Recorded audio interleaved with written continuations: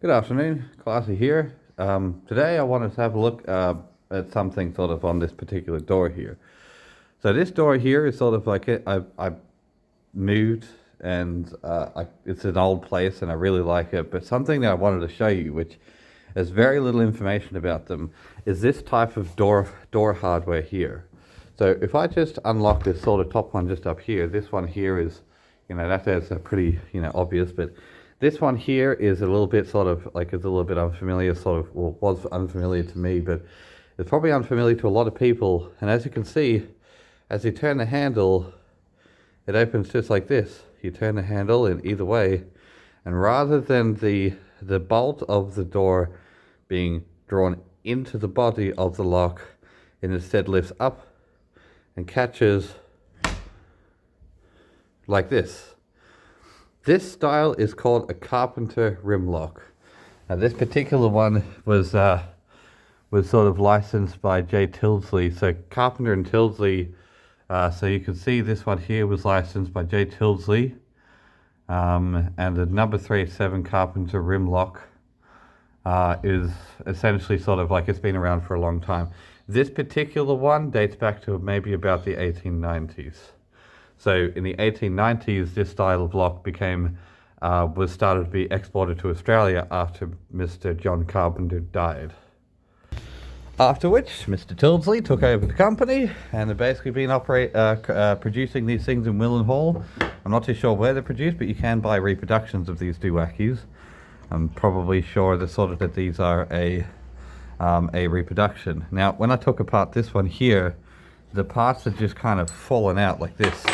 And I was a little bit confused because I wasn't too sure how to actually look at that. And I figured it was what caused inspiration for me to sort of release this video here. So in this one here, you can sort of see, this is basically sort of the inside of the lock. So as you turn the handle here, it lifts it rotates this lever or this lever in one direction or the other, right? So I think this one here might actually sort of be backwards. So you essentially want more leverage back here, which is sort of, or maybe sort of less leverage, which is why it doesn't extend out so far. So, yeah, so essentially sort of this whole bar here, this whole bolt just lifts up and down.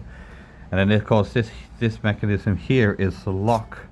So the key obviously comes in here, gets captured on here. You can see these little tabs here from sort of course, the shape of the key as it would come around. Pick up the stuff and essentially pull the bolt outward or inwards here. Now you've got this spring just up here, which is captured on a separate screw just up here. And how I maintain these is because I've been taking all of these apart to basically give them a little bit of TLC, because they're full of dust and dirt and grit, and they hadn't really been looked after sort of like in 150 years. And so this here, I put a little bit of grease just on here and here and just along here, and of course I try to get as much like oil just in here. These round disc shapes are actually bolts. They're actually screws. So there's a really poorly machined thread. I've got to admit, when I took these apart, they looked extremely poor on the inside. I was actually surprised at just how sort of like how badly machined everything was. But I'm thinking, is this just because it's from like the mid to late 19th century, or is it because the J. Tildesley had taken a lot of cost-cutting measures in the production of these things? Because I'm looking at these things thinking, my God, these are bad. But yeah, so yeah, like I said, sort of you got this spring here, which basically sort of like allows this part. You can see there's very little movement in there. Hence why it's been in operation for several centuries. But a little bit of oil, a little bit of grease in here will make it go a very long way, and should last several decades more so. But essentially, this is how it works. But this is how the whole thing works. So if ever you take one of these apart and you see sort of like maybe this piece here is missing, and that's just riveted to the body, or this piece here is sort of like hanging loosey-goosey, maybe this piece here is fallen out, you want to know the correct orientation of these two little wings, or where everything else goes. This is it. This is the Carpenter rim lock from about the 1890s, early 1900s. Thank you.